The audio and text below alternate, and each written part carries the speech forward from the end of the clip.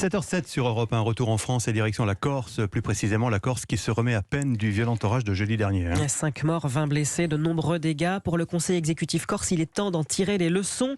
Il suggère d'ailleurs d'installer des bouées de mesure au large de l'île pour anticiper ce genre de phénomène météo. Un épisode dont les traces étaient encore visibles ce week-end.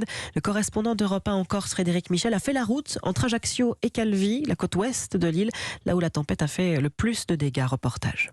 Des débris de bateaux entassés sur la plage du Liamone. Ce matin encore, les traces de la tempête sont visibles à Sagone, mais cette habitante veut garder le moral. Les gens, oui, c'était beau. Ils ramassaient tous les débris, merci. Un peu plus loin, à l'entrée de Cargèse, les techniciens d'Enedis venus en renfort des agents EDF s'activent pour remettre le courant. On voit qu'on a été utile. Là, on est en train de rétablir un dernier tronçon. On a travaillé tout le week-end. Quasiment tous les abonnés ont été reconnectés au réseau. Odette, qui habite Cargèse, est soulagée.